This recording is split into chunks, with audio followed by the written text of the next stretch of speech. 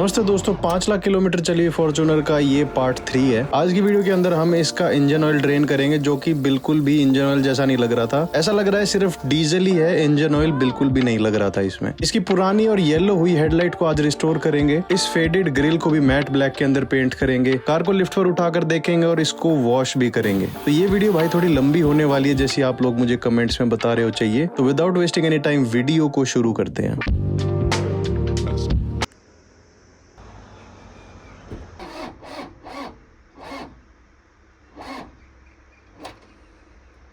तो भाई ये वाली हो सकता है बैटरी डिस्चार्ज हो गई हो, स्टार्ट नहीं हो रही है गाड़ी। तो आपको कोई भी बैटरी लेनी है या फिर अगर आपके आसपास कोई कार है तो वो भी ले सकते हो आप। और ऐसी केबल चाहिए होंगी। तो भाई आपको ऐसी दो वायर मिलती हैं, रेड को बोलते हैं पॉजिटिव और ब्लैक को बोलते हैं नेगेटिव। तो ये नेगेटिव और पॉजिटिव टर्मिनल पे लगानी है हमको। तो माइनस में आपको ब्लैक लगाना है और प्लस में आपको रेड लगाना है। तो नेगेटिव वाली को आपको यहाँ पर लगाना है और ये वाली वायर पॉजिटिव से आ रही है तो पॉजिटिव वाले को यहाँ पॉजिटिव में लगाना है। जो बैटरी वीक है वो चार्ज होने के लिए एटलीस्ट 10 मिनट तक इसको ऐसे लगाकर छोड़ दो, उसके बाद स्टार्ट करने की कोशिश करना।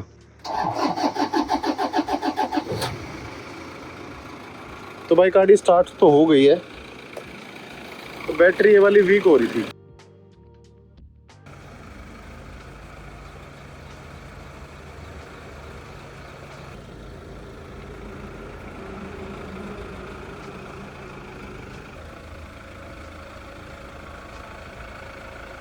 तो यहाँ पे बैटरी का सिग्नल भी आ रहा है भाई, इसका मतलब कि जो बैटरी है वो चार्ज नहीं हो रही है। ऑल्टरनेटर में दिक्कत हो सकती है इसके।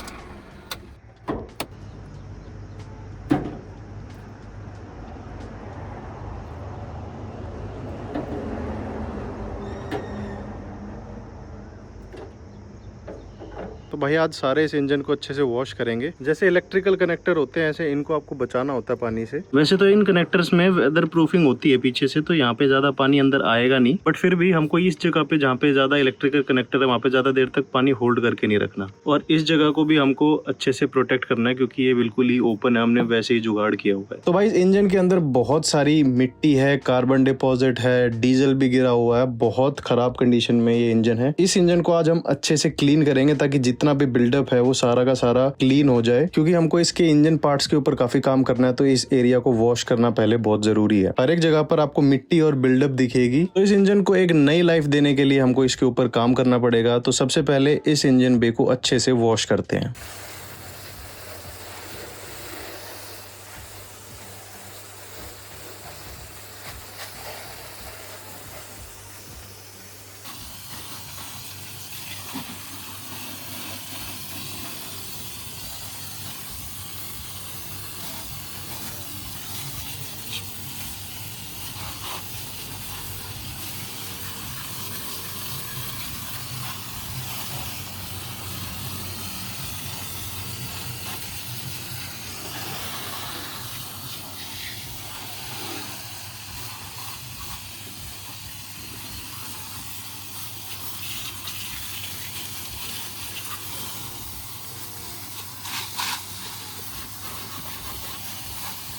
यहाँ पर कोई आपको फैंसी चीजें नहीं चाहिए होती। आप कोई भी डिश सोप या फिर कोई भी कार शैम्पू से आप अपने इंजन को साफ कर सकते हो। बट मेक श्योर कि जो भी इलेक्ट्रिकल कनेक्टर है वहां पर ज्यादा देर तक आप पानी होल्ड ना करो। वैसे सारे ही कनेक्टर वेदर प्रूफिंग के साथ आते हैं आजकल, बट फिर भी जैसे बैटरी के टर्मिनल्स हो गए या फिर कोई कनेक्टर हो गया या कोई पाइप खुली है, तो उसके ऊपर आपको या तो कोई कपड़ा ढक देना है या फिर वहां पर ज्यादा प्रेशर होल्ड करके नहीं रखना। मॉइस्चर लग जाए उससे कोई दिक्कत नहीं होती।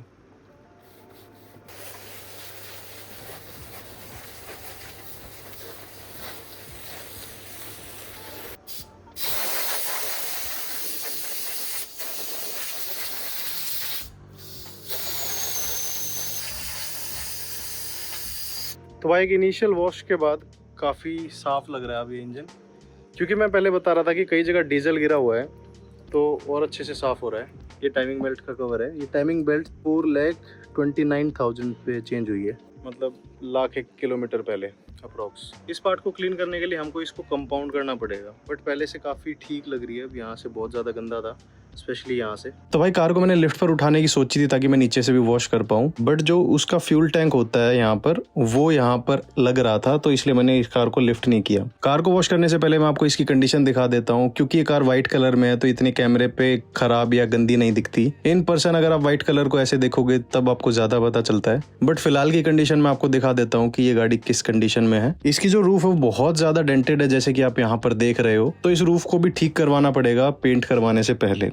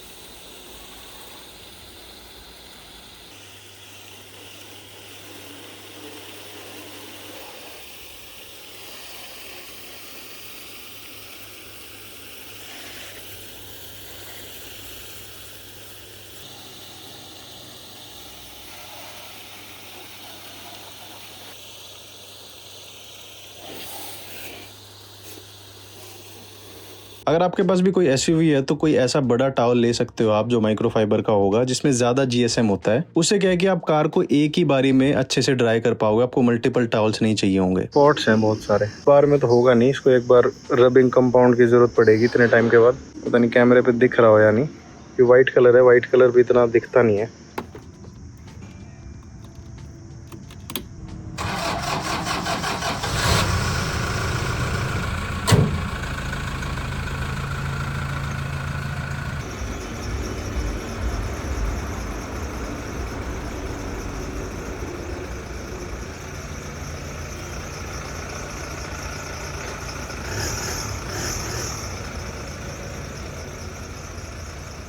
तो कार वॉश करने के बाद आपको कंडीशन दिखाता हूँ। ये ड्राइवर साइड का जो मिरर है उसके नीचे काफी ज्यादा स्क्रैचेस हैं और इस मिरर को भी वैसे ही रोका हुआ है। लाइट्स को देखोगे तो अभी ये येलो हो रही हैं, फॉग लैंप्स तो बहुत ज्यादा खराब लग रही हैं, ग्रिल भी खराब लग रही है, जिससे गाड़ी और ज्यादा पुरानी लग रही है। वैसे फॉर्च्यूनर ये वाली शेप की बहुत अच्छी लगती है, क्योंकि ये 2016 तक सेम ही शेप आई, 2016 में नई शेप आई थी, तो उस टाइम तक यही कार बहुत फेमस हुई थी। इसका माइनर फेसलिफ्ट आया था 2012 के एंड में, 13 की स्टार्टिंग में। इस कार के बोनट पे और जो छत है उसके ऊपर बहुत ज्यादा डेंट्स हैं। इंजन की कंडीशन दिखा देता हूँ आपको। अब इंजन थोड़ा दिखने लगा है, सारी मिट्टी और जितने भी स्लज है वो सारा साफ हो चुका है। बॉटल्स को भी मैंने अच्छे से साफ किया था। इस पावर स्टीयरिंग फ्लूइड की बोतल मैंने दूसरी ऑर्डर की हुई है, वो आ जाएगी। उसके बाद हम इसको अच्छे से लगाएंगे, जैसा होना चाहिए, कोई जुगाड़ नहीं करेंगे, जैसे पहले यहाँ पे किसी ने फेविक्विक के साथ किया हुआ है। नीचे जो हमारा फ्रेम है उसके ऊपर हल्का हल्का रस्ट आया हुआ है, but this is to be expected. इस रस्ट को प्रिवेंट करने के लिए हमको आगे जाके अंडर बॉडी पे कोटिंग करनी पड़ेगी। इंजन के राइट साइड पे आपने ध्यान करा हो तो पहले यहाँ पर बहुत ज्यादा डीजल या इंजन ऑयल पता नहीं क्या था, बट पानी से वो एकदम से साफ हो गया। अगर आप किसी भी पार्ट के ऊपर डीजल मार के वॉश करते हो तो जो भी ग्राइम होती है वो हट जाती है, तो इंजन ऑयल तो नहीं था ये। आई एम डेफिनेटली थिंकिंग कि ये डीजल था,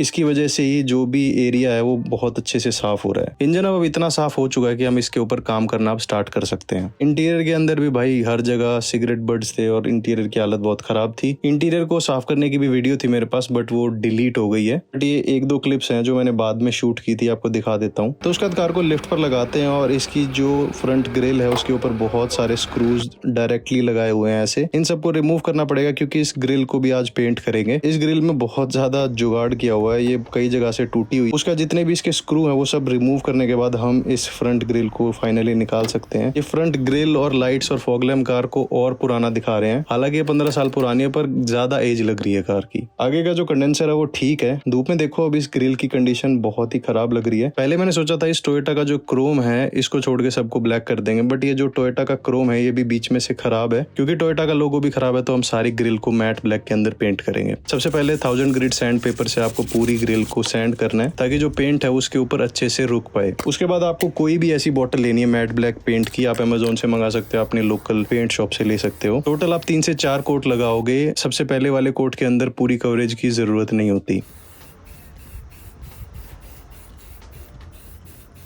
तो कार को लिफ्ट पर उठाने के बाद दिखा देता हूँ अब नीचे की कंडीशन कैसी है। काफी जगह पर सरफेस रस्ट आया हुआ है जैसे सब फ्रेम पर। कंडीशन वैसे गाड़ी की इतनी खराब नहीं, नीचे से कभी एक्सीडेंट नहीं हुआ है। बट भाई इसका एक बहुत ही वियर्ड चीज लगी मेरे को कि दोनों एक्सल हैं जो फ्रंट के वो उतारे हुए हैं। मतलब इसका जो 4x4 है वो उतारा हुआ है किसी ने। लेफ्ट साइड पर भी यहाँ पर कोई एक्सल नहीं है, ऐसा होता है एक्सल। 4x4 उतारने का मतलब ये है कि हो सकता है 4x4 के सिस्टम में कोई प्रॉब्लम आ रही होगी, तो इन्होंने पीछे से इसकी ड्राइव शाफ्ट भी और जो आगे की एक्सल्स होते हैं सबको रिमूव कर दिया है। तो अब फिलहाल ये कार 4x2 है, 4x4 नहीं है। तो गाड़ी को जब तक उठा के नहीं देखते, जब तक हमको पता नहीं चल रहा था। ऊपर जब गियर लगा रहे थे हम 4x4 के तो कुछ हो नहीं रहा था। तो अब दिख रहा है कि भाई जब कनेक्टेड ही नहीं है कुछ तो 4x4 चलेगा कैसे। सब फ्रेम पे रस्ट आया हुआ है और यहाँ पर आप पीछे वाले ड्रम देख रहे हो, इसके ऊपर भी काफी रस्ट आया हुआ है। पूरी अंडर बॉडी के ऊपर हल्का हल्का सरफेस रस्ट सारे के आया हुआ है। इस रस्ट को प्रिवेंट करने के लिए हमको नीचे कोटिंग करनी पड़ेगी। उसके बाद आप कंडीशन देख सकते हो, इंजन कहीं से इतना ऑयल लीक नहीं कर रहा है। अगर ये BMW होती 5 साल पुरानी भी तो भी लीक कर रही होती, बट फॉर्च्यूनर है तो ऑयल लीक नहीं हो रहा कहीं से। आगे की कंडीशन दिखा देता हूँ मैं आपको। जो हेडलाइट्स हैं वो येलो हो चुकी हैं, बहुत खराब लगती हैं और इस गाड़ी को बहुत डेटेड दिखाती हैं। तो ये जो हेडलाइट्स हैं इसको भी हम रिस्टोर करेंगे अभी। तो ड्राइवर साइड वाली हेडलाइट ज्यादा येलो है और इसके अंदर भी बहुत ज्यादा मिट्टी और मॉइस्चर आया हुआ होगा, जैसे कि आप यहाँ पर देख रहे हो। बाहर से नहीं है, अंदर से है। तो इस हेडलाइट को रिमूव तो नहीं करेंगे, बाहर के लेंस को ही हम साफ करेंगे। 95% तक ये हेडलाइट रिस्टोर हो सकती है, बट जो हेडलाइट के अंदर मॉइस्चर आया हुआ है, मिट्टी आई है, उसको अभी हम साफ नहीं करेंगे। तो भाई अगर आप लोगों को लग रहा था कि इसने रबर को मास्किंग नहीं किया है, तो भाई ऐसा नहीं है। मैंने इसको मास्क कर दिया था। मास्किंग टेप मुझे मिल नहीं रही थी तो मैंने सिंपल टेप यहाँ लगा दी थी, ये भी सेम ही काम करती है। उसके बाद इस ग्रिल को रखकर दिखाता हूँ आपको कि कैसी लग रही है। ये 3 कोट के बाद है। तो ग्रिल लगते ही कार की आगे की लुक काफी ठीक लग रही है। अब हेडलाइट पुरानी है इसलिए ज्यादा अच्छी नहीं लग रही, बट जब हेडलाइट भी इसकी क्लीन हो जाएंगी तो और अच्छी लगेगी। आप मुझे नीचे कमेंट करके बताओ ये ग्रिल मैट ब्लैक में कैसी लग रही है और कोई कलर करना था। ग्रिल का पेंट बिल्कुल सही हुआ है, कहीं पर भी स्पॉट्स नहीं है या फिर कहीं पर भी पेंट ड्रिप नहीं हुआ है। ये जो आप यहाँ पे निशान देख रहे हो ये पेंट के नहीं है, ये यहाँ पर स्क्रैचेस थे पहले। उसके बाद इस गाड़ी का इंजन ऑयल रिमूव करते हैं क्योंकि इस इंजन ऑयल के अंदर बहुत ज्यादा डीजल मिक्स हुआ है। तो जब हम इंजन ऑयल को रिमूव कर रहे हैं तो देखो कैसा आ रहा है।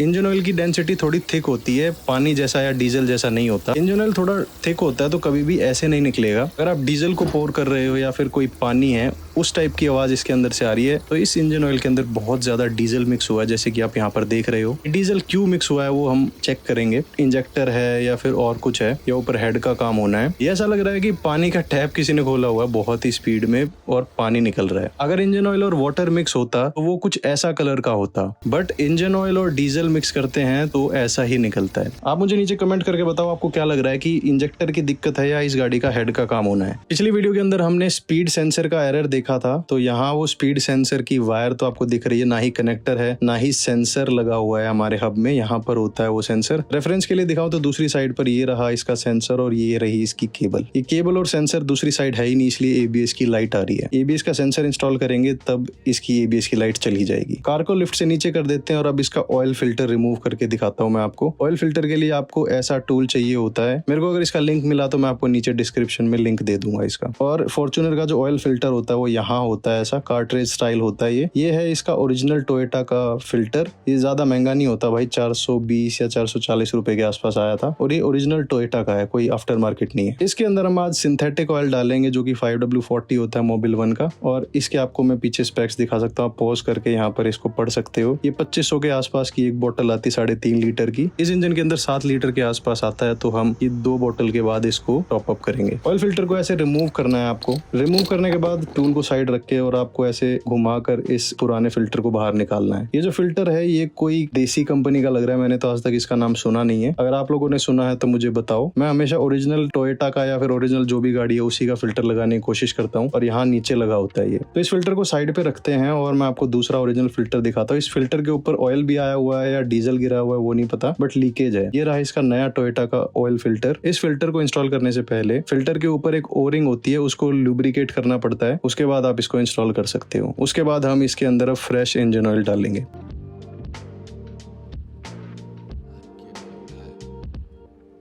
इंजन ऑयल डालने के बाद अब इस कैप को हम बंद कर देते हैं, और डिपस्टिक से हम चेक कर सकते हैं कि इंजन ऑयल अभी पूरा है या नहीं। तो पूरा है तो डिपस्टिक को भी वापस लगा देते हैं, क्योंकि इंजन ऑयल थिक होता है। जब आप पोर करते हो तो ऐसी डेंसिटी में आता है वो, ना कि ऐसे। तो कंपेयर करते हैं एक फ्रेश इंजन ऑयल को और एक इंजन ऑयल जिसके अंदर डीजल बहुत ज्यादा मिक्स हुआ है। तो इस इंजन ऑयल की थिकनेस ज्यादा होती है, और जब डीजल मिक्स हो जाता है तो बहुत ज्यादा लाइट हो जाता है ये, और इसी की वजह से कार गर्म हो रही होगी, क्योंकि जब डीजल और इंजन ऑयल गर्म होता होगा तो गाड़ी बंद हो रही है। और ऐसी कुछ डेंसिटी होती है इंजन ऑयल की। अगर आपको अपनी गाड़ी की हेडलाइट रिस्टोर करनी है परमानेंटली तो आपको सिर्फ 500 रुपए का खर्चा आएगा। आपको 3 सैंड पेपर चाहिए होंगे जो वेट सैंड करते हो, 600 grade, 1000 grade and 2000 grade. Company इसमें ज्यादा कोई मैटर नहीं करती, तो ऐसे कोई भी आप ले सकते हो। एक ये 1 स्टेप फिनिशिंग कंपाउंड आपको चाहिए होता है, ये भी 250-300 रुपए की बोतल आ जाती है। तो टोटल 500 से नीचे का सारा सामान आएगा। तो सबसे पहले आपको 600 ग्रेड सैंड पेपर से इसको वेट सैंड करना है साइड टू साइड, और ये स्टेप सबसे ज्यादा इंपॉर्टेंट होता है, क्योंकि इसके अंदर जो डेड लेयर होती है प्लास्टिक की, जो येलो हो चुकी है फैक्ट्री का क्लियर कोट, वो रिमूव करना बहुत जरूरी होता है। और उसके बाद आपकी गाड़ी की हेडलाइट ऐसे हेजी हो जाएगी, पर डरने की बात नहीं, आगे जाके बिल्कुल क्लियर हो जाएगी। उसके बाद आपको 1000 ग्रेड सैंड पेपर से ऊपर और नीचे ऐसे सैंड करना है, और इसके बाद ऐसी कुछ लगेगी आपकी हेडलाइट। तो ऐसे डरने की बात नहीं है, ये बिल्कुल ठीक हो जाएगी। एक बार थोड़ा लगता है कि हेडलाइट बिल्कुल ही खराब होगी। ये साफ करके चेक करना इसलिए जरूरी होता है ताकि जो सैंडिंग के मार्क्स है वो इवन हो और सारी हेडलाइट एक इवन टोन में हो जाए। तो अब जो सैंडिंग के मार्क्स है वो ऊपर नीचे के हैं। यहाँ पर दूसरी साइड की हेडलाइट दिखाऊं तो ये अभी येलो है काफी, और ये अच्छी नहीं लग रही है।